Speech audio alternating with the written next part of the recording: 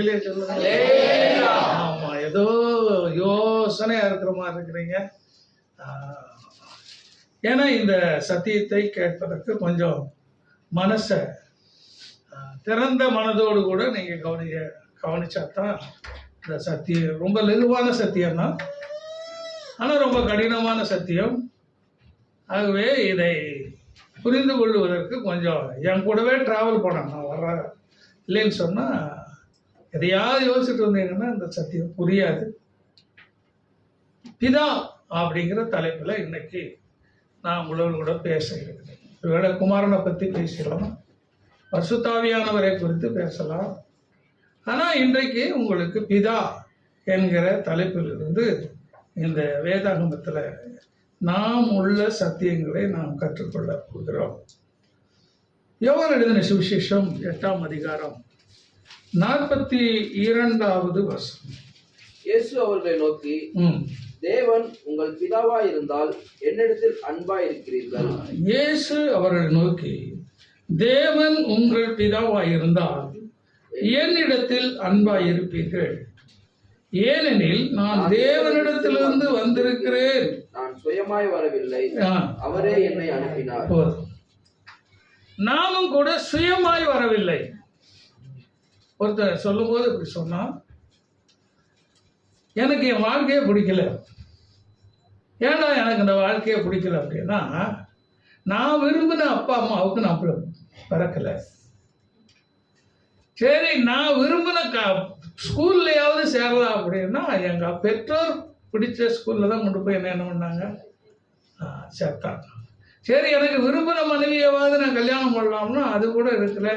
அப்பா அம்மா பார்த்து அந்த திருமணத்தை இன்னைக்கு வாழ்ந்து கொண்டு. இப்படி எதை எடுத்தாலும் சரி என்னுடைய சுயமாய் வரவில்லை. நாம யாருமே சுயமா வரல.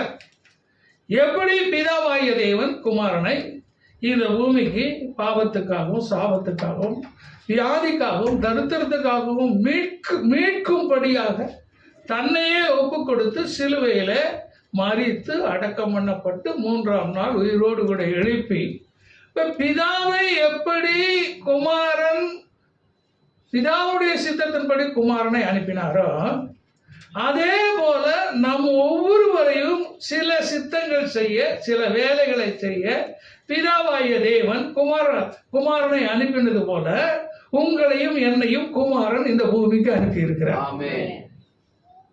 நம்ம இருக்கிற ஒவ்வொருத்தரும் ஒரு வேலை செஞ்சுக்கிட்டு இருக்கிறோம். சேர்ந்த மாதிரி ஒரு வேலை கூட செய்யல யாருமே. லோடு ஓட்டினா கூட வேற ஒருத்தருக்கு அவர் லோடு ஓட்டுறாரு, இவர் வேற ஒருத்தருக்கு லோடு ஓட்டுறாரு. அப்ப நம்முடைய விருப்பத்தின்படி எதுவுமே நம்ம நடக்கிறதே இல்லை.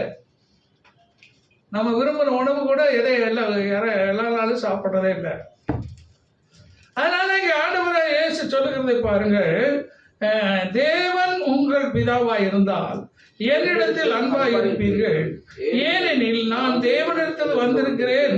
நான் என்ன பண்ணவில்லை, சுயமாய் வரவில்லை. அவர் யாரை நான் அனுப்புவேன், யார் எனது காரியமாய் போவார் என்று சொல்லி கேட்ட பொழுது அவர் நான் போறேன். வர்றது சுகபோகமாய் வாழ்வதற்கல்ல, அவர் பிதாவுடைய செல்லகுமாரனாய் மடியில மனமகிழ்ந்து கொண்டிருந்த அவரை தான் இந்த பூமிக்கு அனுப்பினார். ஒருவேளை நம்முடைய வாழ்க்கையில கூட அப்பேற்பட்ட கஷ்டங்கள், அப்பேற்பட்ட பிரச்சனைகளுக்காக கூட தேவன் நம்மை அனுப்பி இருக்கிறார். அதனால வேதாகமத்துல பார்த்து நீங்க படிச்சு பார்த்தீங்கன்னா எழுதி இருக்கிறபடி எப்படி அவன் சொல்றாங்க தலையில் எழுதி இருக்குன்னு சொல்லி, அதுதான் அதை புரிஞ்சுக்கிறதுக்காக சொல்றான். தலையெழுத்தை மாற்ற முடியும் நம்மளால. வேதாகமத்தை வாசிக்கும் பொழுது நம்முடைய தலையெழுத்தை மாற்ற முடியும், நம்முடைய கஷ்டங்களை மாற்ற முடியும், நம்முடைய வேதனைகளை மாற்ற முடியும். அது இந்த சத்தியத்திலே உங்களுக்கு வரும். அதனால இங்க பாக்க 44 பாருங்க, 44 8 44. நீங்கள் உங்கள் பிதாவாகிய பிசாசானவன். பாருங்க, இங்க இந்த வேத வசனத்துல 2 பிதா சொல்லப்பட்டிருக்கிறது.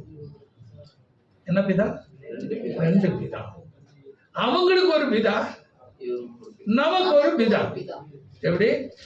அவங்க சொல்றாங்க, நாங்க எல்லாரும் ஆபிரகாமின் சந்ததி, ஆபிரகாம் தான் எங்களுக்கு பிதா அப்படின்னு சொல்லிட்டு எங்களுக்கு தேவன் ஒருவர் தான் பிதா. ஆனா ஆண்டவர் அவர்களை பார்த்து உங்களுக்கு சொல்லுகிறார், நீங்கள் உங்கள் பிசாவாகிய பிசாசினால் உண்டானவர்கள், உங்கள் பிதாவினுடைய இச்சைகளின்படி செய்ய மனதாய் இருக்கிறீர்கள். அவன் ஆதி முதல் கொண்டு மனுஷ கொலைபாதகனாய் இருக்கிறான். சத்தியம் அவனிடத்தில் இல்லாதபடியினால் அவன் சத்தியத்தினாலே நிலைநிற்கவில்லை. அவன் பொய்யனும் பொய்யுக்கு பிதாவுமாய் இருக்கிறபடியினால் அவன் பொய் பேசுகிற பொழுது தன் சொந்தத்திலே எடுத்து பேசுகிறான். இவர் ரெண்டு பிதாவை குறித்து இங்க வேதம் சொல்லுகிறது. அதை கடைசியில இந்த எப்பவுமே அப்படித்தான் பேசுவேன். ஆனா இப்ப கொஞ்ச நாள் விட்டுட்டாங்க. கிளைமேக்ஸை கடைசியில கொண்டு வருவாங்க. ஆமா, அந்த கடைசியில கொண்டு வந்து உங்களுக்கு காட்டி கொடுக்குற பாருங்க. இதுலயே அந்த வசனத்திலே இருக்கிறது. ஆனா நான் அதை உங்களுக்கு இப்பவுமே காட்டி கொடுத்தேன்னா பிரசங்கமே முடிஞ்சு போன மாதிரி ஆயிரும். இங்கே சொல்லுகிறார், உங்களுக்கு ரெண்டு பிதாவை காட்டுகிறார். ரெண்டு பிதா. உங்கள் பிதா அவங்க யாருன்னா ஆபிரகாமின் சந்ததி, இஸ்ரேலராம், யாக்கோபு வம்சத்தாராம். ஆனா அவங்கள பார்த்து ஆண்டவர் சொல்லுகிறார், நீங்க ஏன் அப்படின்னா உங்கள் பிதா ஏன் எங்க வரிசையில வரலன்னா அங்க வேதம் சொல்லுகிறது 47வது வசனம், தேவனால் உண்டானவன் தேவனுடைய வசனங்களுக்கு செவி கொடுக்கிறார். நீங்கள் தேவனால் உண்டாயிராதபடியினால் செவி கொடாமல் இருக்கிறீர்கள். ஆமா, தேவனால் உண்டானவன் தேவனுடைய வசனங்களுக்கு செவி கொடுக்கிறார். அந்த அதாவது இன்னொரு பிதா அவன் வரிசையில உண்டாங்கல, அந்த உண்டானவனுக்கு இந்த தேவனுடைய வசனங்கள், தேவனுடைய வார்த்தைகள் அவனுக்கு எப்பவுமே எப்படி இருக்கும்னா கசப்பா இருக்கும். ஏன்னா வந்து உட்கார்ந்தோம்னு இருக்கும். தவறான இடத்துல வந்து உட்கார்ந்துட்டோமோ அப்படின்னு சொல்லி அவன் என்ன பண்ணுவான்னா யோசிக்க ஆரம்பிப்பான். அந்த வசனங்கள் என்ன பண்ண கேட்டா கூட கிரியை செய்யாது.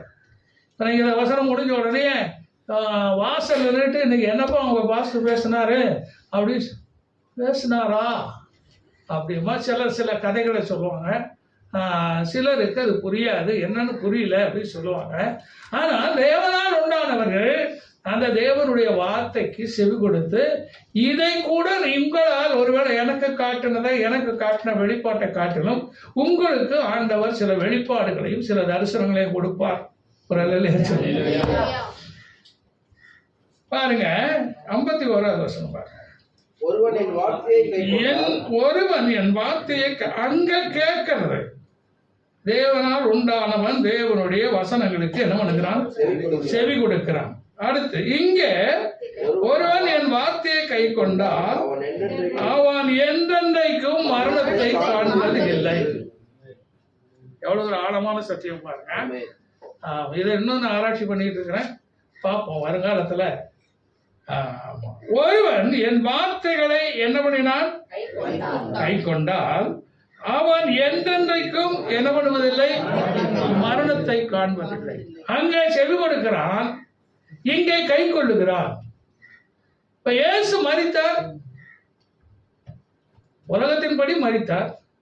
அவங்க எல்லாம் சொன்னாங்க, பிரதான ஆசாரியர் பரிசேயர் எல்லாம் பண்ண சொன்னாங்க, திருட்டளவா என்ன பண்ணிட்டாங்க? எடுத்துட்டு போயிட்டாங்க. வேறொருத்தவனை உயிரோட கூட எழுப்பி இவரு தான் சாவிச்சான்னு சொன்னாங்க. இல்லையா? இன்னொரு கூட்டத்தார் மரணத்தை நம்புறதே கிடையாது.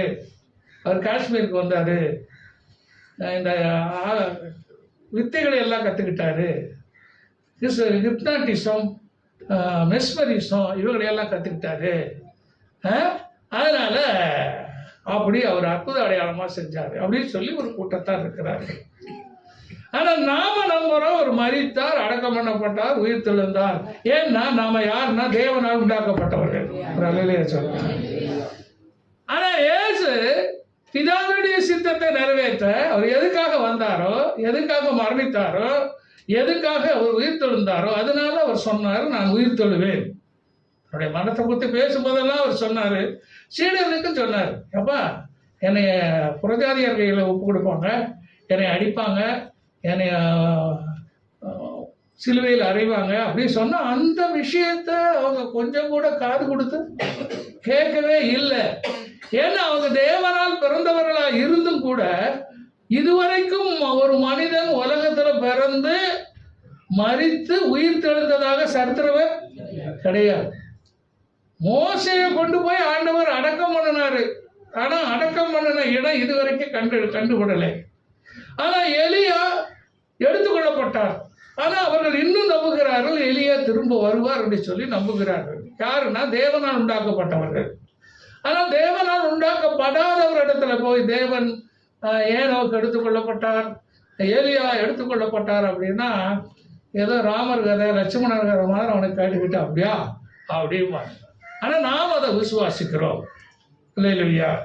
யோவான் எழுதின சுவிசேஷம் 14ஆம் அதிகாரம் 8ஆம் வசனத்திலிருந்து நாம பார்ப்போம். அவரை நோக்கி, ஆண்டவரே, பிதாவை எங்களுக்கு காண்பியும், அது எங்களுக்கு போதும் என்றார். போதும். இப்போ அவர் சொல்றாரு, ஏப்பா நான் போறப்பா, நான் எந்த இடத்துக்கு போறேன்னு தெரியும். அவர் சொல்றாரு பாருங்க, 7ஆம் வசனம், என்னை அறிந்தீர்களானால் என் பிதாவையும் அறிந்திருப்பீர்கள். இது முதல் நீங்கள் அவரை அறிந்தும் அவரை கண்டும் இருக்கிறீர்கள். இங்க பாரு சொல்றாரு பாருங்க, என்ன தெரியுதா? எல்லாரும் தெரியுதா? அப்ப எனக்குள்ள பிதா இருக்கிறாரு, தெரியுமா உங்களுக்கு? உடனே பிலிப்பு ஒருத்தர் தான் தைரியமா கேள்வி கேட்டார். பாருங்க, அவர் கேட்கிறார், பிலிப்பு அவரை நோக்கி, ஆண்டவரே, பிதாவை எங்களுக்கு காண்பியும், அது எங்களுக்கு போதும். அடுத்த இயேசு சொல்றாரு, அதற்கு இயேசு பிலிப்புவே, இவ்வளவு காலம் என்னை கண்டவன் பிதாவை கண்டார், அப்படி இருக்க பிதாவை எங்களுக்கு காண்பியும் என்று நீ எப்படி சொல்லுகிறாய்? அடுத்த வருஷம், நான் பிதாவிலும் பிதா என்னிலும் இருக்கிறதை நீ விசுவாசிக்கிறது இல்லையா? நான் உடனே சொல்லுகிற வசனங்களை என் சுயமாய் சொல்லவில்லை, என்னிடத்தில் வாசமாய் இருக்கிற பிதாவானவரே இந்த கிரிகளை செய்து வருகிறார். இங்க பாருங்க, இப்ப கரும்பு வச்சிருக்கீங்க, கரும்பு. இந்த கரும்பு பக்கத்துல போயிட்டு இனிப்பை எனக்கு காட்டும் அப்படின்னு சொல்லி கேட்டார். எப்படி? இனிப்பை எங்களுக்கு காட்டும். அப்ப இந்த கரும்பு சொல்லும், என்னப்பா என் பக்கத்திலேயே இருந்துகிட்டு இனிப்பை எங்க காட்டும் அப்படின்னு சொன்னா, இப்ப சிட்டியில் இருக்கிற பிள்ளைகளுக்கு கரும்பு வாங்கி கொடுத்தா என்ன பண்ண மாட்டேங்குது? திங்க மாட்டேங்குது. ஏதோ தடி, ஏதோ கோல். நான் யோசித்து பார்த்தேன், இந்த கரும்பை வேற எந்த வேலைக்கும் பயன்படுத்தவே முடியாது. பயன்படுத்த முடியுமா இந்த கரும்பு? ஏதோ தோரணம் கட்டுறதுக்கு, வேற ஏதாவது எனக்கு தெரியாத விஷயங்கள் உங்களுக்கு சொல்லலாம். இந்த கல்யாணத்து வீட்டுக்கு முன்னால இல்லை ஏதாவது ஃபங்க்ஷனுக்கு முன்னால கரும்பு என்ன பண்ணுவாங்க, ஒரு என்ட்ரன்ஸ்ல கட்டி வைப்பாங்க. இல்லை ஒரு கூடாரம் போடுறதுக்கு, இல்லை ஒரு ஷெட்டு போட, எதாவது இருந்தால் சொல்லுங்க, எனக்கு தெரியாத விஷயம். பொங்கல் வைப்பாங்க. அதுதான் நான் சொன்னேன், அழகுக்காகத்தான் பயன்படுத்துவாங்களே எல்லாமே. வீட்டு வேலைக்கோ எதுக்குமே அதை பயன்படுத்த முடியாது. ஏன்னா வேற என்னென்னமோ நான் யோசித்து பார்த்தேன். அப்பதான் கரும்பு எனக்கு ஞாபகம் வந்தது. வாழை மரம் இருக்கு பாருங்க, தோரணத்தை கட்டுவாங்க, கரும்பை கட்டுவாங்க. வேற ஒரு பந்தல் போடுறதுக்கோ, ஒரு மர சவுப்புக்கு கொம்பு யூஸ் பண்ற மாதிரி இந்த கரும்பை என்ன பண்ண முடியாது. சரி, அதுக்கடுத்து நான் சொல்றேன் பாருங்க, கரும்பு அப்படின்னு சொன்னாலே அது இல்லைன்னா இனிப்புகளை உண்டாக்கவே முடியாது. ஏன்னா கரும்பு அதை நான் வேலை பார்த்துருக்கேன் நான். இந்த கரும்பு தான் சர்க்கரை, வெல்லம், கருட்டி பனங்கருட்டிலிருந்து வருது. ஆனா இந்த சர்க்கரை சம்பந்தப்பட்டதான, இனிப்பு சம்பந்தப்பட்டதான எல்லா விஷயங்களுமே என்னது? கரும்பு. அந்த கரும்பை புழிஞ்சு எடுத்துட்டா அது அவ்வளவுதான், அது முடிஞ்சு போச்சு பாருங்க. அது இதே மாதிரி, இது ஒரு கற்பனைக்காக உங்களை விளைவிக்கிறதுக்காக அந்த விஷயத்த சொல்றேன் நான். இதே நீங்க இப்படி பாசிட்டிவ் ஏதோ தப்பா பண்ணிட்டாரு, ஏதோ சொல்லிட்டாரு அப்படின்னு மல்டிப்ளை பண்ணிட்டு இருக்க வேண்டாம். அப்ப இந்த கரும்பு முன்னால போய் நின்றுக்கிட்டு இனிப்பை காட்டு அப்படின்னு சொன்னா, இனிப்பு கரும்புகிட்ட கேட்குறீங்க, உங்களுடைய இனிப்பை காட்டு பார்ப்போம் அப்படின்னு நீங்க கேட்குறேன்னு வச்சுங்க. அது என்ன சொல்லணும்னு கொஞ்சம் அந்த கரும்பு திரும்பி பேசுதுன்னு சொல்லி வச்சுக்கோங்க. அது என்ன செய்யணும்னு சொல்லி நீங்கள் யோசித்து பாருங்க. என்ன சொல்லும்? என்னப்பா என் பக்கத்தில் இருந்துக்கிட்டே ஏன் ருசி, அதனால தான் வேதம் சொல்லுகிறது கர்த்தர் நல்லவர் என்பதை ருசித்து பாருங்கள், அவர் மேல் நம்பிக்கையாயிருக்கிற மனுஷன் பாக்கியவான். அதனால ஆண்டவர் என்ன சொல்றாரு அப்படின்னா, நான் பிதாவிலும் பிதா என்னிலும் இருக்கிறதை நம்புங்கள், அப்படி இல்லாவிட்டாலும் என் கிரியைகளின் நிமித்தமாவது என்னை நம்புங்கள். நமக்குள்ளே தேவன் ஒரு வல்லமையை வச்சிருக்காரு, ஒரு வரத்தை வச்சிருக்காரு, ஒரு கிருபையை வச்சிருக்கிறாரு. அதை எங்க போய் நம்ம காட்டுவோம் அப்படின்னு சொன்னா, இன்டர்வியூ போனா சொல்லுவோம், திறமையை காட்டுப்பா, கேள்விகளுக்கு பதில் சொல்லு. அது வரைக்கும் நமக்கு வெளிப்புறமையா பார்க்கும் பொழுது நம்மள ஒரு சாதாரணமான ஆள், ஒரு ஆர்டினரி மேன். இப்போ ஐஏஎஸ் ஆபீசருக்கு மட்டும் 2 கொம்பு முளைச்சிருக்குன்னு வச்சுக்கோங்க, 2 கொம்பு முளைச்சிருக்கு, இல்ல ஒரு வால் உள்ளது. எல்லாரும் என்னன்னா ஒரே மனிதர்கள். இங்கே ஆண்டவர் சொல்லுகிறார் பாருங்க, நான் பிதாவிலும் பிதா என்னிலும் இருக்கிறதை நீங்கள் விசுவாசிக்கிறது இல்லையா? நான் உங்களுடனே சொல்லுகிற வசனங்கள் என் சுயமாய் சொல்லவில்லை, என்னிடத்தில் வாசமாய் இருக்கிற பிதாவானவரே இந்த கிரியைகளை அவர் என்ன பண்ணுகிறார்? செய்து வருகிறார். அல்லேலூயா. அப்ப இந்த பிதா அப்படின்னு சொல்றது நீங்க எப்பவுமே உள்ளான விஷயம். இது அதாவது நம்ம வேதாத்தை ஆராய்ச்சி பண்ண பண்ண பண்ண பண்ண பிதா வெளிப்படையா, நம்ம இயேசு கிறிஸ்து திரும்ப போனார், பரிசுத்தாவியானவரா வந்தாரு. திரும்பி வரும் பொழுது அவர் தம்முடைய சீஷர்களோடு கூட சொன்னாரு, அவர் தம்முடைய பிதாவின் மகிமையோடு கூட திரும்ப, அப்படிதான் வேத வசனம் சொல்லுது. எப்படி வருவார்? அவரா பிதாவின் மகிமையோடு கூட அவர் என்ன பண்ணுவார்னா திரும்ப அவர் வருவார். மத்திய எழுதின சுவிசேஷத்துல அதை குறித்து சொல்லப்பட்டிருக்குது பாருங்க. அவர் திரும்பி வரும்போது எப்படி வருவார் அப்படின்னு சொன்னா, தன்னுடைய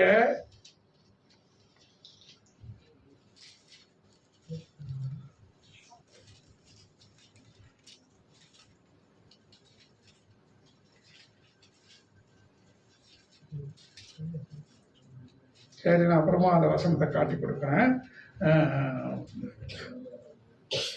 திரும்பி வரும் பொழுது அவர் சாதாரணமா வரமாட்டாரு, தூதர்கள் ஒலிக்க பிதாவின் மகிமையோடு கூட அவர் என்ன பண்ணுவார்னா திரும்ப அவர் வருவார்.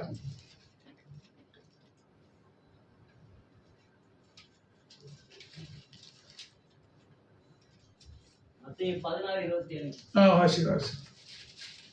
மனுஷகுமாரன் தம்முடைய பிதாவின் மகிமை பொருந்தினவராய் தம்முடைய தூதரோடு கூட வருவார். ஆமா, பாருங்க, அவர் திரும்பி வரும் பொழுது அந்த பிதா மகிமையோடு கூட அவர் என்ன பண்ணுவார்னா திரும்பி வருவார்.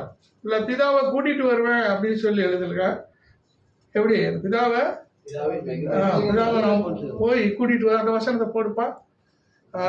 பாருங்க, மனுஷகுமாரன் தம்முடைய பிதாவின் மகிமை பொருந்தியவராய் தம்முடைய தூதரோடு கூட வருவார். அப்பொழுது அவனவன் கிரியைகளுக்கு தக்கதான அவனவனுக்கு பலனளிப்பான். 16:27. சரி, இப்ப கவனிங்க.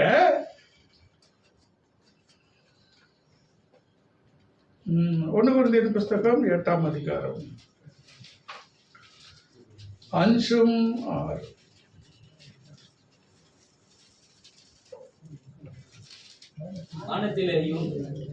வானத்திலேயும் பூமியிலேயும் தேவர்கள் எனப்படுகிறவர்கள் உண்டு.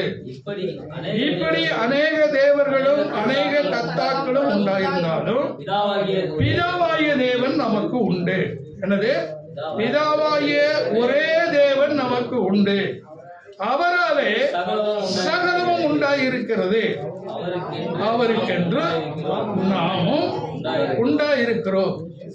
இயேசு கிறிஸ்து என்னும் ஒரே கர்த்தரும் நமக்கு உண்டு, அவர் மூலமாய் சகலமும் உண்டாயிருக்கிறது, நாமும் உண்டாயிருக்கிறோம். அல்லேலூயா. இங்க இந்த உண்டாயிருக்கிறது 2 இடத்துல சொல்லப்பட்டிருக்குது பாருங்க. 2 இடத்துல எங்கே பிதாவாகிய ஒரே தேவன் நமக்கு உண்டு, அவராலே என்னது சகலமும் உண்டாயிருக்கிறது. அடுத்து அவருக்கென்று நாமும் உண்டாயிருக்கிறோம். அவருக்காக தான் ஆண்டவர் நம்மளை படைச்சு வச்சிருக்காரு. அதுக்கடுத்து இயேசு கிறிஸ்து என்னும் ஒரே கர்த்தரும் நமக்கு உண்டு, அவர் மூலமாய் சகலமும் உண்டாயிருக்கிறது, அவர் மூலமாய் நாமும் உண்டாயிருக்கிறோம். இத பிதாவாகிய தேவன் இதையெல்லாம் உண்டாக்க, இதையெல்லாம் பட, இன்னாரையெல்லாம் பட. நம்ம எல்லாரும் உலக தோற்றத்துக்கு முன்னே உண்டாக்கப்பட்டவங்க, உலக தோற்றத்துக்கு முன்னே வந்து. ஆனா காலங்கள் வரும் பொழுது நாம அவருடைய கனிகளாக இந்த 2025 நாம எல்லாம் உட்கார்ந்து இந்த இடத்துல கர்த்தருடைய வார்த்தையை கேட்கணும். இது எல்லாமே தற்செயலா நடக்கிற விஷயம் கிடையாது. உலக தோற்றத்துக்கு முன்னே தேவனால் தீர்மானிக்கப்பட்டது. நம்ம விரும்பினாலும் நம்ம விரும்பலைனாலும் இந்த இடத்துல கண்டிப்பா நம்ம வந்து இருக்கணும். அவர் உலக தோற்றத்துக்கு முன்னே தேவனுடைய பிளான். இப்ப இயேசு கிறிஸ்து தமக்கென்று சிலவைகளை அவர்களுக்கு உண்டாக்கினார். அதான் வேதம் சொல்லுகிறது, இந்த ஜனத்தை எனக்கென்று ஏற்படுத்தினேன், இவர்கள் என் துதியை சொல்லி வருவார்கள். யோவான் எழுதின சுவிசேஷம் 1ஆம் அதிகாரம் 3வது வசனம்.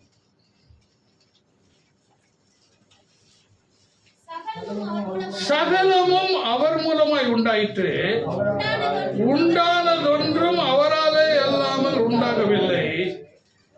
பாருங்க, போது சகலமும் அது இதுக்கு முன்பு தோணுனதோ அதுக்கு முன்ன தோணுனதோ அதெல்லாம் வித்தியாசம் கிடையாது.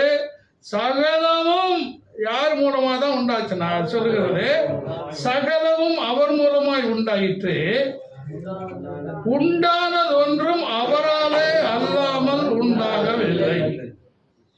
நான் ஏற்கனவே சொல்லுகிற உதாரணங்கள் தான்.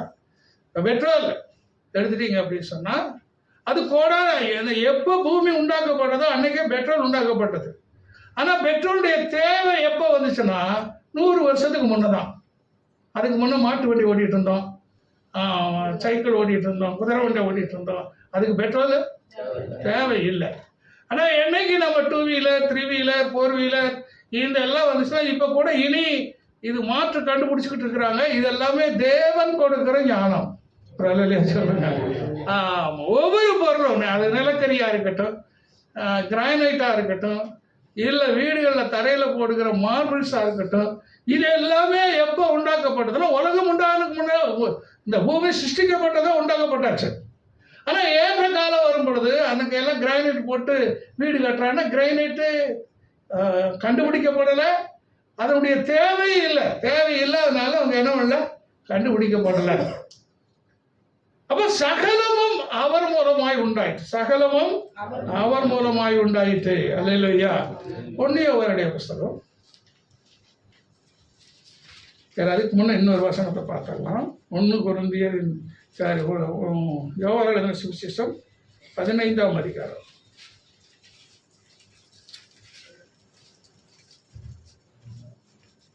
1ஆம் வசனம். நான் மெய்யான திராட்சை செடி, என் பிதா திராட்சை தோட்டக்காரர். இங்க பாருங்க, நான் இப்படி யோசித்தேன். நானு ஒருவேளை உங்க யோசிக்க தியானிக்கும் பொழுது இப்படி யோசித்தேன். நானே மெய்யான திராட்சை செடி, வேறு பிதா. நான் இப்படி, ஆனா வேதம் வேற மாதிரி சொல்லுது பாருங்க. என்னது? வேறு பிதா, அவரு செடி, நாம் எல்லாரும் கொடிகள். ஆனா இந்த வசனம் எப்படி சொல்லுதுன்னு பாருங்க. இந்த வசனம் எப்படி சொல்லுதுன்னு பாருங்க. நானே திராட்சை செடி, என் பிதா தோட்டக்காரன். அவர் என்ன ஆளாயிட்டாருன்னா, தோட்டக்காரன் என்ன வேணாம், தோட்டக்காரன் தண்ணி வச்சல வேலையானா மாறிட்டார் அவர். இங்க இந்த வசனத்தின்படி என்னன்னா வேலைக்காரனா மாறிட்டார். ஆனா நான் இப்படி யோசித்தேன். நானே அவர் திராட்சை செடி அப்படின்னா வேறு, அவரு வேறு பிதா, திராட்சை செடி, நம்ம கொடிகள், நாம செய்கிற கிரியைகள் எப்படி இருக்கணும்னா கனிகளா இருக்கணும். அப்படிதான் இருக்கணும். கனிகள், கனி கொடாத கொடி எதுவோ அதை அவர் என்ன பண்ணுகிறார்னா அறுத்து போடுகிறார். அவர் சொல்றார் பாருங்க, எண்ணில் கனி கொடாது இருக்கிற கொடி எதுவோ அதை அவர் என்ன பண்ணுகிறார்னா அறுத்து போடுகிறார். இந்த கனி கொடுக்கிற கொடி எதுவோ அது அதிக கனிகளை கொடுக்கும்படிக்கு அதை என்ன பண்ணுகிறார்னா சுத்தம் பண்ணுகிறார். அப்ப இந்த பூமி எல்லாம் யாருக்குள்ளதுன்னா அவருக்கு அவருக்குள்ளது. தோட்டக்காரர் அப்படின்னு சொன்னா என்ன அர்த்தம்னா என்னது? பூமி எல்லாம் அவருக்குள்ளது. அவர்கிட்ட நம்ம வேலையாட்களாக வேலை செஞ்சுக்கிட்டே இருக்கணும். எத்தனை பேர் விசுவாசிக்கிறீங்க? அந்த வீட்டுக்கு எஜமானா இருக்கும்போது, இல்ல அந்த தோட்டத்துக்கு எஜமானா இருக்கும் பொழுது வேறு நெல் வைக்கல. அந்த பிதா யாராயிட்டாரு? தோட்டக்காரர். அப்படின்னா ஆக்சுவலா அந்த தோட்டத்தினுடைய அவர் யாருன்னா எஜமானர். அப்போ களை எடுக்க ஒரு ஆளை வச்சிருப்பாரு, தண்ணீர் ஊற்ற ஒரு ஆள் வச்சிருப்பாரு, பழம் பறிக்க ஒரு ஆளை வச்சிருப்பாரு. அவர் வேற மட்டும் இருந்திருந்தா அங்கேயே அப்படி நின்றுவாரு. அப்படி அல்ல, வேதம் சொல்லுகிறது நம்முடைய பிதா யாருன்னா தோட்டக்காரர். இந்த நிலங்கள் எல்லாம் அவருக்கு சொந்தம். நீங்க அந்த யோசேப்பனுடைய அந்த சம்பவத்தை பார்க்கும் பொழுது எனக்கே ஆச்சரியமா இருக்கும். முதல்ல பணம் கொடுத்து தானியம் வாங்குறாங்க. ரெண்டாவது தன்னுடைய ஆடு மாடுகளை கொடுத்து தானியம் வாங்குறாங்க. இப்ப பணம் இல்லை, நீங்க இப்ப நான் அதுக்கு திரும்பல, நான் உங்களுக்கு விளைவிக்கிறதுக்காக மட்டும் சொல்றேன். நான் ஆடு மாடுகளை கொடுத்து தானியம் வாங்குறாங்க. இப்ப பணமும் கிடையாது, ஆடு மாடும் கிடையாது. அப்புறம் என்னன்னா நிலம் மட்டும்தான் இருக்குது. அவங்களுடைய எகிப்தியருக்கு என்ன இருக்குது? இப்ப நிலத்தை கொண்டு போய் யார்கிட்ட கொண்டு போய் கொடுக்குறாங்கன்னா யோசேப்கிட்ட கொடுத்து, அவன் சாப்பிட்றதுக்கு இப்ப தானியம் கொடுக்கல, விதை தானியம் கொடுக்குறான். எத்தனை பேருக்கு நான் சொல்றது புரியுதுன்னு நினைக்கிறேன்? இது வரைக்கும் சாப்பிட்றதுக்கு தானியம் கொடுத்த அவன் பணம் கொடுக்கும் போது சாப்பிட்றதுக்கு தானியம், ஆடு மாடுகளை கொடுக்கும் பொழுது சாப்பிட்றதுக்கு தானியம். இப்ப நிலத்தை கொடுக்கும் போது அவன் என்ன பண்றான்னா விதை தானியங்களை கொடுக்கிறான். இன்னைக்கு நிறைய பேர் இந்த பொருளாதாரத்துல நிறைய புரியாம விதையை சாப்பிட்டுக்கிட்டே இருக்கிறாங்க. எதை சாப்பிட்றாங்க? ஆமா, அந்த இது அப்போஸ்தலர் நடவடிக்கைகள் அதைத்தான் செய்தாங்க. அவங்க தன்னுடைய நிலங்களை எல்லாம் வித்து எங்க கொண்டு வந்து வச்சாங்க? அப்போஸ்தலருடைய பாதத்துல வச்சாங்க. அதனால எருசலேம் என்ன வச்சுன்னா பஞ்சமா மாறிடுச்சு. அப்ப கிளை சபைகள், மக்கதோனிய சபை, கொரிந்து சபை, பிலிப்பி சபை, இங்க இருந்து பணம் கலெக்ட் பண்ணி எங்க அனுப்புனாங்கன்னா எருசலேமுக்கு அனுப்புனாங்க. ஆக்சுவலா மெயின் சபை தான். அப்ப நம்ம தான் கிளை சபைகளுக்கு பணம் அனுப்பிட்டு இருக்கிறோம். நம்ம கிளை சபைகள் யாருமே நமக்கு கொடுக்கறது இல்லை. அப்ப இந்த கிளை சபைகள் இப்போ மக்கதோனியா அந்த சபைகளுக்கு என்ன சபை எங்க அனுப்புதுன்னா, ஏன்னா அவங்க எதை சாப்பிட்டாங்கன்னா, எதை சாப்பிட்டாங்க? விதை தானியத்தை சாப்பிட்டாங்க. ஆனா அவன் சொல்றான், நீங்க இந்த விதை தானியத்தை எடுத்துட்டு போங்க, எடுத்துட்டு போய் விதைச்சு அதுல அறுவடையில கொண்டு வந்து 5ல் 1 பங்கு என்ன பண்ணணும்? எஜமானுக்கு கொடுக்கணும். சொல்லுங்க. இப்ப நமக்கு பேஸ் பிதா யார் அப்படின்னா, நீங்கள் கையிட்டு செய்கிறதான வேலை, நீங்க கையிட்டு செய்கிறதான தொழில், உங்களுக்குள்ள இருக்கிற ஸ்கில்னஸ், உங்களுக்குள்ள இருக்கிற திறமை, இந்த திறமை மூலமாக நீங்க உங்களுக்குள்ள இருக்கிறதான அந்த திறமையை வித்துறக்கூடாது. அதனால வேதம் சொல்லுது, சத்தியத்தை வாங்கு, என்ன பண்ணக்கூடாது? விற்க கூடாது. இல்லையா? நமக்கு ஒவ்வொருத்தருக்கும் ஆண்டவர் ஒரு திறமையை வச்சிருக்கிறார், ஒரு ஞானத்தை கொடுத்திருக்காரு, ஒரு கிருபையை கொடுத்திருக்கிறார். அதுதான் உங்களுடைய மூலதனம். அதை வித்துறக்கூடாது. நிறைய பேர் அடமானம் வச்சிடறாங்க. அது நிறைய பேர் ரேஷன் கார்டு அடமானம் வச்ச காலம் இப்போ இல்லைன்னு நினைக்கிறேன் நான். அதனாலதான் நிறைய பேர் ரேஷன் கார்டு அடமானம் வச்சாங்க, ஏடிஎம் கார்டு அடமானம் வச்சிருக்கிறாங்க, இப்போ வச்சவங்க இருக்கிறாங்க. இது எல்லாமே என்னன்னா உங்க பிதாவை அடமானம் வைக்கிற மாதிரி, உங்க தொழிலை அடமானம் வைக்கிற மாதிரி, உங்க வருமானத்தை அடமானம் வைக்கிற மாதிரி. அப்போ உங்க வாழ்க்கையில என்ன உண்டாகாதுன்னா, என்ன உண்டாகாது? செழிப்பு உண்டாகாது. இல்லையா? சரி, அடுத்து 1 யோவானுடைய புஸ்தகம் 3ஆம் அதிகாரம் 14ஆம் வசனம்.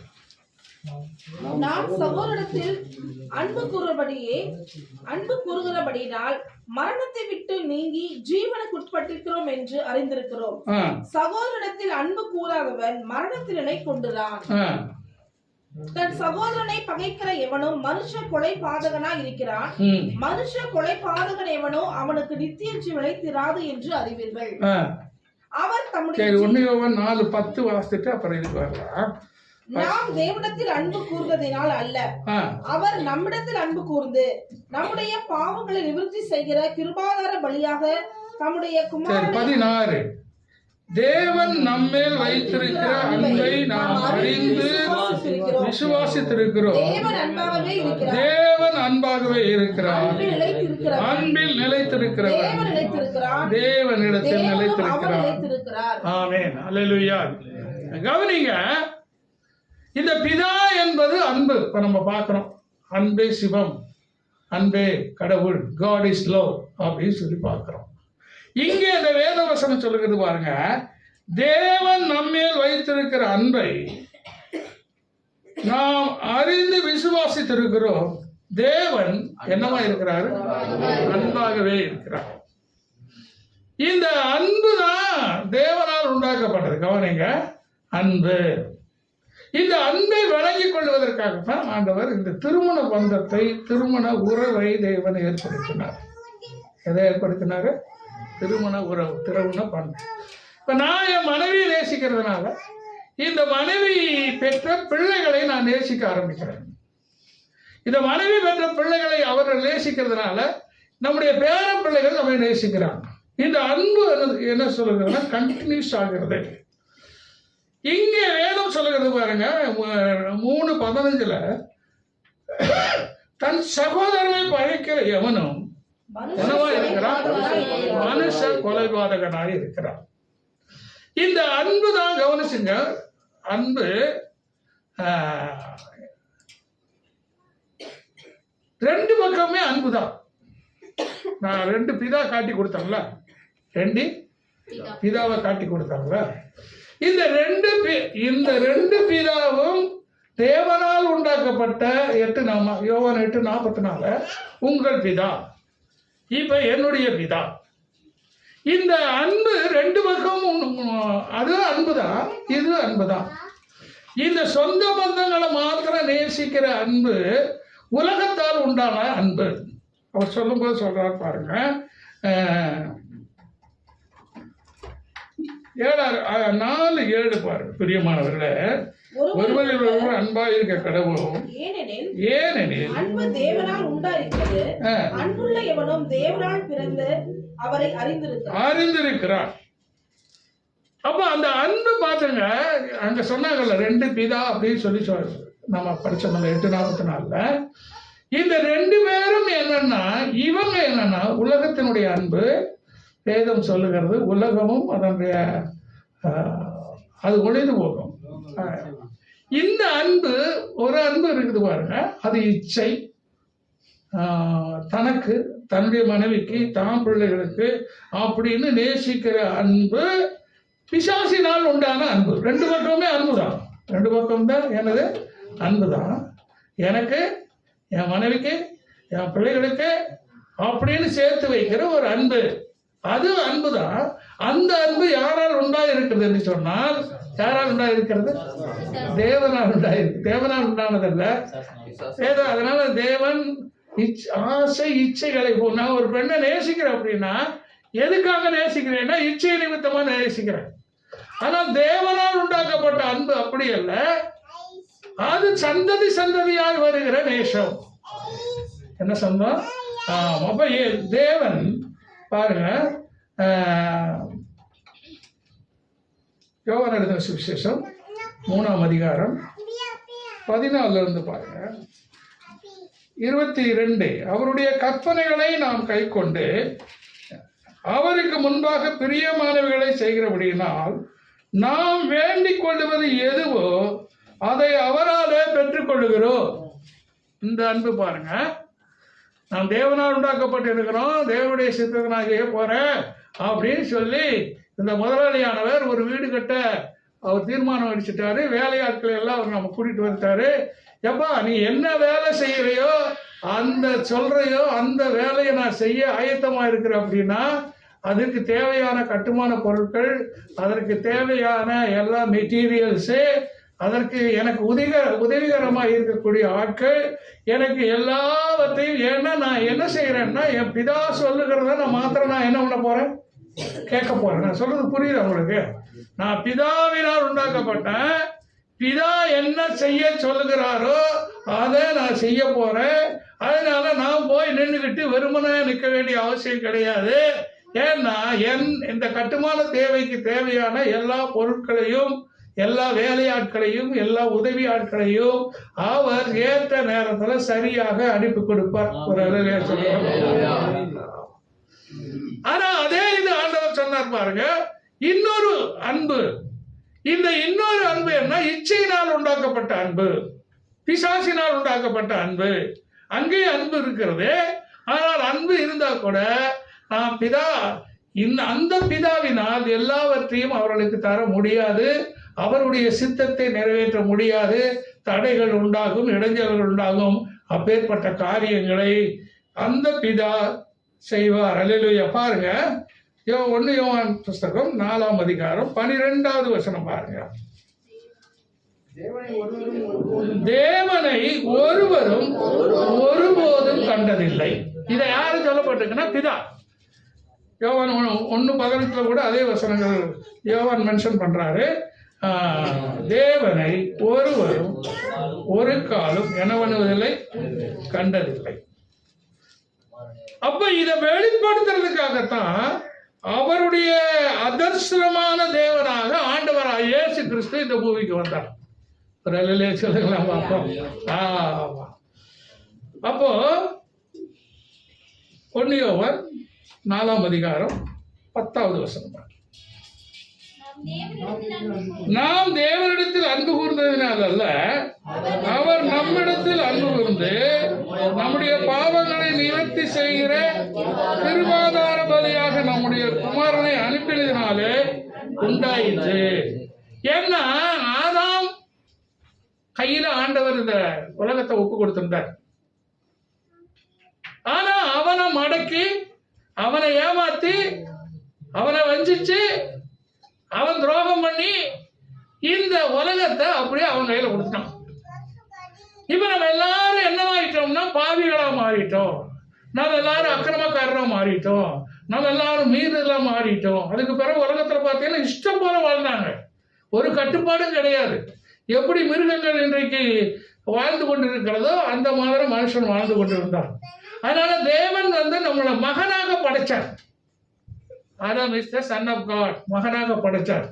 ஒருவேளை தேவதூதனை விட்டு மாதிரி அவர் விட்டுடுற, அவனுக்கு நேரம் நரக அக்கினி ரெடி பண்ணி வச்சிட்டார் ஆண்டவர். ஏன்னா வேதம் மிக தெளிவாக சொல்லுகிறது. மத்தேயு 25:26 வேதம் சொல்லுகிறது, பிசாசினாலும் பிசாசுகளுக்காக உண்டாக்கப்பட்ட நரக அக்கினி. யாருக்காக உண்டாக்கப்பட்டது? பாதாளமும் நரகமும் யாருக்காக உண்டாக்கப்பட்டது? ஆமா, அவன் என்னைக்கு விழுந்து போனானோ அன்னைக்கே அவனுக்கு ரெடி பண்ணிட்டாங்க. பாதாளத்தை ரெடி பண்ணிட்டாங்க, நரகத்தை ரெடி பண்ணிட்டாங்க. ஆனா உங்களுக்கு எனக்கு அப்படி அல்ல. அவர் நம்மை படைக்கும் பொழுது மகனாக படைத்தார், மகளாக படைத்தார். ஆகவே நம்ம அப்படியே விட்டுறோம்னு விருப்பம் இல்லை. இல்லை, நம்மளே கொண்டு போய் நரகத்தில் வரணும்னு விருப்பம் இல்லை. அதனால தம்முடைய சொந்த குமாரனை, பிதாவாகிய தேவன் தம்முடைய சொந்த குமாரனையே இந்த பூமிக்கு அனுப்பி நம்முடைய பாவங்களை எல்லாம் நிவர்த்தி செய்கிற கிருபாதார பலியாக நம்முடைய குமாரனை அனுப்பினால அன்பு. இந்த அன்பு தான் அவருக்கு, அன்பு தான் பிதா. இந்த பிதா தம்முடைய அன்பு நிமித்தமாய் இந்த குமாரனார் இயேசுவை இந்த பூமிக்கு அவர் என்ன பண்ணினார்னா அனுப்பினார். இல்லையா? 1 யோவான் 4:16 பாருங்க. தேவன் நம்மில் வைத்திருக்கிற அன்பை நாம் அறிந்து விசுவாசிக்கிறோம். தேவன் அன்பாகவே இருக்கிறார். அன்பில் நிலைத்திருக்கிறவன் தேவனில் நிலைத்திருக்கிறார், தேவனும் அவனில் நிலைத்திருக்கிறார். இந்த அன்பில் நிலைத்திருக்கிறவன் என்று சொல்லுகிறதான காரியத்தை நீங்க புரிஞ்சுக்குங்க. இப்ப நீங்க குடும்பத்துல பாத்தீங்கன்னா,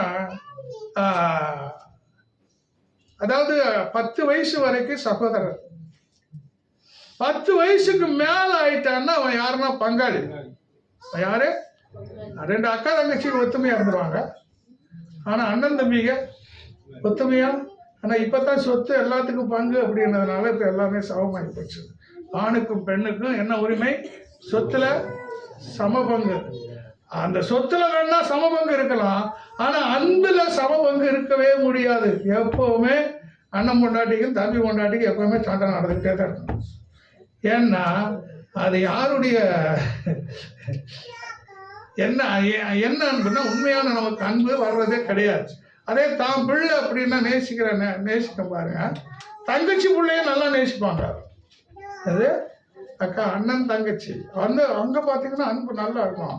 ஆனா அதே இது சகோதரனுடைய பிள்ளைங்கன்னா அது வருது மூஞ்சி வச்சுட்டு வருது. அதனால அந்த வேதம் சொல்லுகிறது பாருங்க, நம்முடைய அன்பு ஜீவனை கொடுக்கிற அன்பு. அப்ப வெளிநாட்டுக்காரன் இதை புரிஞ்சுக்கிட்டான். அதை புரிஞ்சுக்கிட்டு அதனால அவன் தன் கஷ்டத்துல நம்ம கீழே நாடுகளுக்கு அவன் என்ன பண்ணான்னா, அநாத ஆசிரமம், முதியோர் இல்லம், இந்த ஆஸ்பத்திரிகள், உதாரணத்துக்கு நம்முடைய இந்த அம்மா பேர் என்னது,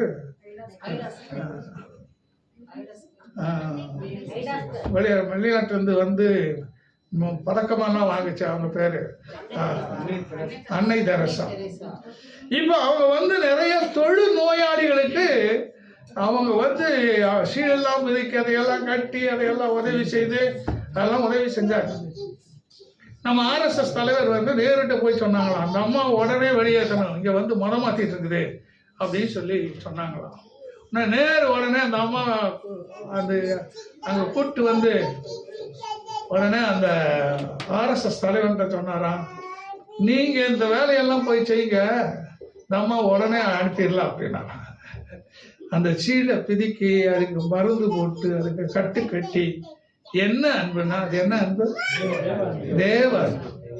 அப்ப நான் என்னை போல நான் மற்றவனை நேசிக்கணும் அப்படிங்கிறதுக்காக அவர்கள் என்ன பண்ணினாங்கன்னா தேவ அன்பை நிலைத்திருக்க பண்ணினார்கள். அல்லேலூயா. 1 யோவான் 3:23 பாருங்க, நாம் அவருடைய குமாரனா இயேசு கிறிஸ்துவின் நாமத்தின் மேல் விசுவாசமாக இருந்து கட்டளையிட்டபடியே ஒருவரில் ஒருவர் அன்பாயிருக்க வேண்டும் என்பதே அவருடைய கற்பனையாயிருக்கிறது. இந்த அன்பை குறித்து நம்ம யோவான் ரொம்ப தெளிவா எழுதுறார். ஒவ்வொரு இடத்திலும் நீங்க மறுபடியும் உங்க வீட்டுல போய் அந்த வேதத்தை வாசிச்சு பாருங்க. நாம் அவருடைய குமாரனா இயேசு கிறிஸ்துவின் நாமத்தின் மேல் விசுவாசமாய் இருந்து அவர் நமக்கு கட்டளையிட்டபடியே ஒருவரில் ஒருவர் அன்பாயிருக்க வேண்டும் என்பதே அவருடைய என்னவாயிருக்கிறது. ஆமா, அவருடைய கட்டளைகளை கை கொள்ளுகிறவன் அவரில் என்னவன் இருக்கிறான், நிலைத்திருக்கிறான், அவரும் அவனில் நிலைத்திருக்கிறார். அவர் நம்மேல் நிலைத்திருக்கிறதை அவர் நமக்கு தந்தருளின ஆவியினாலே நாம் என்ன பண்ணி இருக்கிறோம், அறிந்திருக்கிறோம். நமக்கு பரிசுத்த ஆவியானவரே நமக்கு தந்திருக்கிறார். அப்படிங்கிறதுனால அதனாலதான் பெந்தேகோஸ்தே அப்படிங்கிறது நிறைய பேருக்கு பிடிக்க மாட்டேங்குது. ஏன்னா அங்கேயே என்னவா மாறிட்டாங்கன்னா நார்மல் கிறிஸ்தவனா மாறிட்டாங்க. ஆனா நாம நார்மலா கிறிஸ்தவனா இருக்கிறதை காட்டிலும் இன்னும் ஒரு படி மேல் வேதம் சொல்லுகிறது என்னன்னா, நான் மட்டும் வாழ்ந்தா போதாது, ஒரு நாள் கண்டிப்பாய் இந்த உலகத்தை, இந்த நில உலகங்களை, இங்கே இருக்கிற எல்லாத்தையும் ஒரு நாள் விட்டுட்டு போய்தான் ஆகணும். இல்லை நான் இதுலயே பிடிச்சு நிற்கணும், இதுலயே இருக்கணும் அப்படின்னு சொல்லி சொல்ல முடியாது. இந்த உணர்வு இது எனக்கு ஆண்டவர் தந்தது, இந்த வேலை எனக்கு ஆண்டவர் தந்தது, இந்த கைக்குரிய பலன் எனக்கு ஆண்டவர் தந்தது. உபாகமத்துல அதான் அவர் சொல்றார், நாளைக்கு நீ ஆசீர்வதிக்கப்பட்டு திராட்சை தோட்டங்களை நாட்டி ஒலிவ தோப்புகளை நாட்டி இதெல்லாம் கைபலத்தினால வந்துச்சு அப்படின்னு சொல்லி ஒருபோதும் சொல்லக்கூடாது. இதெல்லாம் ஆண்டவர் கொடுத்த கிருபை. வேற ஆமென் சொல்லுகிறீங்க. அதனால இந்த அன்புதான். ஆனா அந்த அன்பு இச்சையினால் உண்டான அன்பு, பாவத்தினால் உண்டான அன்பு, தனக்குத்தானே எல்லாம் சேர்த்து கொள்ளணும் அப்படிங்கிற அந்த அன்பு, அங்கே அன்பு இருக்கிறது. ஆனால் அது தீட்டுப்பட்ட அன்பு. அதனாலதான் அது சொல்லுகிறான், அதனாலதான் அவர் 2 பேர்த்தையும் காட்டி கொடுக்கிறாங்க, காயின் ஆபேல். இந்த காயின் போய் காணிக்கை செலுத்தினான், இந்த ஆபேலும் காணிக்கை செலுத்தினான். 2 யோசித்து பார்த்தா 2 பேருமே அவனுக்குள்ளதான் கொடுக்கிறான். எதை கொடுக்கிறான்? இவன் தோட்டம் வச்சிருக்கிறான். ஆமா, அதனால இந்த காய்கறி, வெண்டைக்காய், முருங்கைக்காய், கத்திரிக்காய் இதையெல்லாம் எடுத்துட்டு போய் ஆண்டவருடைய சமூகத்தில் படைக்கிறான். இதை பார்த்துட்டு தான் இவன் எடுத்துட்டு போறான் ஆட்டை. ஏன்னா இவன் ஆடு மேய்க்கிறான். இவன் என்ன பண்றான்? ஆடு மேய்க்கிறான். 2 பேர்த்தையும் காணிக்கை அங்கீகரிச்சிட்டாரு. அதோட முடிஞ்சு போச்சுன்னா போற பாவம் எப்படி உலகத்துல உண்டாகிறத விளக்குறதுக்காக இவங்க அந்த கேரக்டர் நடிக்கிறாங்க. அவ்வளவுதான் வித்தியாசம். ஆனா இதை பார்த்த உடனே இவனுடைய காணிக்கை ஆண்டவர் எடுத்துக்கிட்டாரு. இவனுடைய காணிக்கை வேண்டாம், காணிக்கை எடுத்துட்டு போ, காஞ்சி போனதும் இத்து போனதும் வதங்கி போனதையும் கொண்டு வந்து இங்கே கொண்டு வந்து கொடுத்துக்கிட்டு அப்படின்னு இவனை தள்ளிட்டார், ரிஜெக்ட் பண்ணிட்டார். அதோட நின்று இருந்தா பிரச்சனையே கிடையாது. ஆனா அடுத்து நடக்கிறதா என்னன்னா, இந்த காயின் மேல் ஆபேல் என்ன பண்ணான்னா எரிச்சல் ஆனான். என்னவானா? அப்பவே பிசாசு அவனுக்குள்ள பூந்துச்சு. தன்னுடைய சகோதரரை பகைக்கிற அன்பு. அது என்ன அன்புனா கொலைபாதக அன்பு. அதனாலதான் அந்த வேதம் சொல்லுகிறது, தன்னுடைய சகோதரனை பகைக்கிற எவனும் என்னவா இருக்கிறான்? மனுஷ கொலைபாதகனாய் இருக்கிறான். அவனுக்குள்ள என்ன வராது? நித்திய ஜீவன். நிலை 3:15 இருந்து அவன் நம்முடைய ஜீவனை நமக்காக கொடுத்ததினால அன்பு இன்னதென்று அறிந்திருக்கிறோம். நாமும் சகோதரனுக்காக ஜீவனை கொடுக்க கடனாளியாக இருக்கிறோம். ஒருவன் இவ்வுலக ஆஸ்தி உடையவனாயிருந்து தன் சகோதரனுக்கு குறைச்சல் உண்ணவனுக்கு கண்டு தன் இருதயத்தை அவனுக்கு அடைந்து கொண்டால் அவனுக்குள்ளே என்ன இல்லை? தேவ அன்பு நிலைத்திருக்கிறது. எப்படி அல்ல? என் பிள்ளைகளே, இந்த வசனம் ரொம்ப முக்கியமான வசனம். என் பிள்ளைகளே, வசனத்தினாலும் நாவினாலும் அல்ல, கிரியையினாலும் உண்மையினாலும் அன்பு கூற கடவுள். நாவல நம்ம ரொம்ப Nallappa, very good very good. ஏதோ ராஜா ஒருத்தர் இருந்தாரா, அது கஞ்ச பிசினாரியா. ஒரு புலவர் வந்து அவரை குறித்து புகழ்ந்து பாடினாராம். புகழ்ந்து பாடும் பொழுது, ராஜாவே உன்னை போல ஒருவனும் இவருக்கு பொன்னள்ளி கொடு. உடனே அதுக்கடுத்து, ராஜாவே நீ தேவனுக்கு இணையானவர், இவருக்கு வெள்ளி அள்ளி கொடு. இப்படி ஒவ்வொன்றும் சொல்லும் பொழுது ஒன்னொன்னு பொருளை எடுத்து ஒன்னு இவர் புலவர் பார்த்தாராம். எங்கேயோ பொருள் வர வேண்டும், நீ வாயில சொன்ன, நானும் வாயில சொன்ன, முடிச்சு வச்சுக்கிறேன். அவன் நாவினாலே நாம் என்ன பண்ணுவோம்னா அன்பு கூறுவோம். எதனால? நாவினால் மாத்திரம் நம்முடைய ஆஸ்தி உடையவனா இருந்து தன் சகோதரனுக்கு குறைச்சல் என்று கண்டு தன் இருதயத்தை அவனுக்கு அடைத்து கொண்டால் அவனுக்குள்ளே என்ன அன்பு இல்லை? தேவ அன்பு நிலை கொள்ளுவது எப்படி? என் பிள்ளைகளே, வசனத்தினாலும் நாவினாலும் அல்ல, என்னது? கிரியையினாலும் உண்மையினாலும் நாம் என்ன பண்ணுவோம்னா அன்பு கூற கடவுள். நம்மால் முடிஞ்ச உதவியை நம்ம செய்யலாம். அதுக்காக இருக்கிற எல்லாத்தையும் அள்ளி கொடுக்க முடியாது. நம்மளால முடிஞ்ச உதவியை நாம் அவர்களுக்கு என்ன பண்ண வேண்டும் என்று சொன்னால், அடுத்து 20வது வசனம் சொல்லுகிறது பாருங்க, நம்முடைய இருதயமே நம்மை குற்றவாளியாக தீர்க்குமானால் தேவன் நம்முடைய இருதயத்திலும் பெரியவராக இருந்து சகலத்தையும் அறிந்திருக்கிறார். பிரியமானவர்களே, நம்முடைய இருதயம் நம்மை குற்றவாளி என்று தீர்க்காதிருந்தால் நாம் தேவனிடத்தில் தைரியம் கொண்டு அவருடைய கற்பனைகளை நாம் கை கொண்டு அவருக்கு முன்பாக பிரியமானவர்களை செய்கிறபடியால் நாம் வேண்டிக் கொள்ளுகிறது எதோ அதையே நாம் என்ன பண்ணுகிறோம் என்று சொன்னால் பெற்றுக் கொள்ளுகிறோம். அல்லேலூயா. 1 யோவான் 4:19 பாருங்க. அவர் நம்மில் முந்தி அன்பு கூர்ந்தபடியினால் நாமும் அவரிடத்தில் அன்பு கூறுகிறோம்.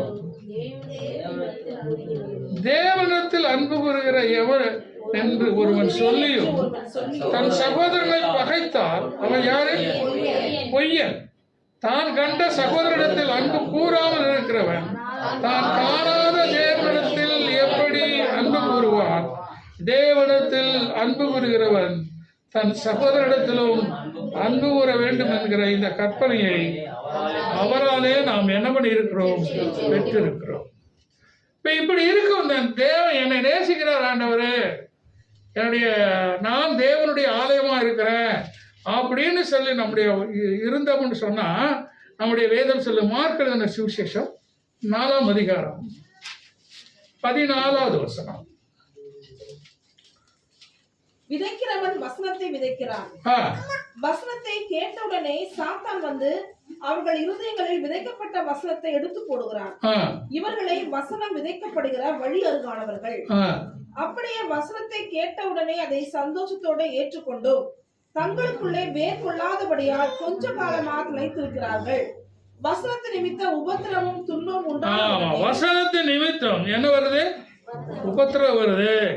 நாம சிலருக்கு உதவி செய்யணும்னு நினைக்கிறோம். அந்த உதவியே நமக்கு என்னவா வந்து முடியுதுன்னா, என்னவா வந்து உபத்திரமா வந்து முடியுது.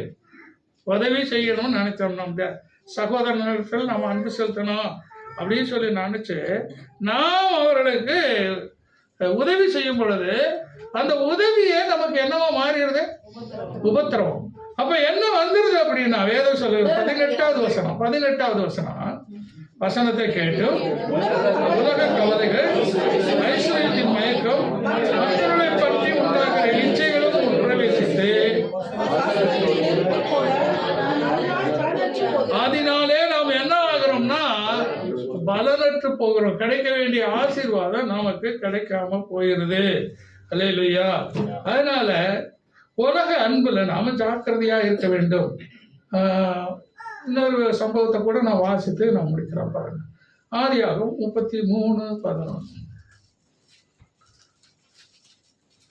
பாருங்க, யாக்கோபு திரும்பி வராரு, தன்னுடைய மாமா வீட்டுல இருந்து திரும்பி வராரு. திரும்பி வரும் பொழுது தன் சகோதரனாகி ஏசாவுக்கு கொடுக்கணும்னு சொல்லி கொஞ்சம் ஆடு மாடு ஒட்டகம் அது மட்டும் வாசிங்க. அனுக்கிரகம் செய்திருக்கிறார், வேண்டியதெல்லாம் எனக்கு உண்டு, ஆகையால் உமக்கு கொண்டு வரப்பட்ட என் காணிக்கை ஏற்றுக்கொள்ளும் என்று சொல்லி அவனை வருந்தி கேட்டுக்கொண்டார். இப்ப பாருங்க, தன் சகோதரன் கொடுக்கணும்னு சொல்லி சில பொருட்களை கொடுக்குறான் யாக்கோபு. அவன் ஏன் தன் சகோதரனை கொடுக்கணும்னு சொல்லி தீர்மானிக்கிறான் அப்படின்னா, அவனுக்குள்ள ஒண்ணு பயம். இந்த பயம் ஒண்ணு. ரெண்டாவது, தன் சகோதரனை நேசிக்கிறான். வெளிநாட்டுல இருந்து நான் வாரேன், நிறைய சம்பாதிச்சுட்டேன் அப்படின்னு சொல்லி அவன் கொடுக்குறான். ஆனா அவன் சொல்றான், உள்ளூர்ல இருக்கிறவன் உள்ளூர்ல நிறைய சம்பாதிச்சு அவனும் வச்சிருக்கிறான்.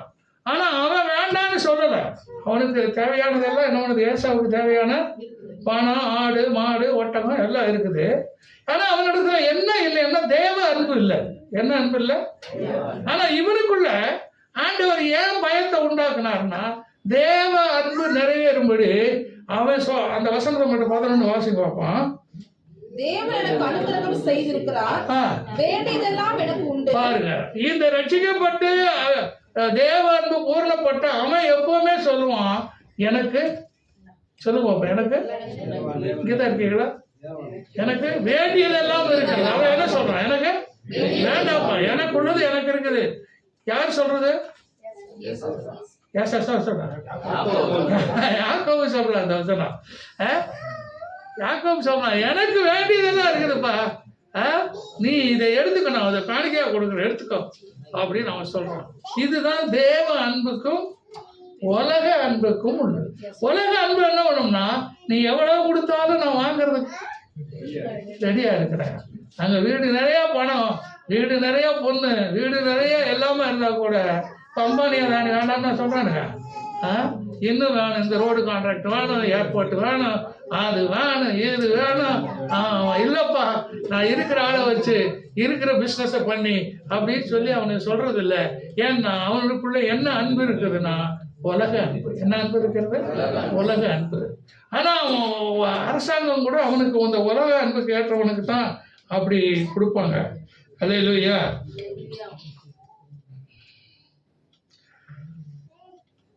ஒன்னியோவான் 4:8.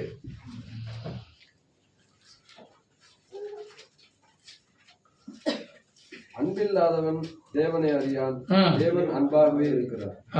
அன்பில்லாதவன் என்ன பண்ண மாட்டான்? தேவனை அன்பு. அப்ப இந்த அன்பு ரெண்டு, நான் ஏற்கனவே சொன்னேன், அன்பு 2 பேருக்கும் அன்பு தான். இந்த 2 பேருக்கு அன்பு இந்த இச்சையினாலும் உண்டான அன்பு. 2 பிதா நான் சொன்னேன்ல, 2 பிதா ஒன்று சொன்னேன். ஆமா, 8:44. ஒன்று உலக அன்பு. அந்த வசனம் வேதம்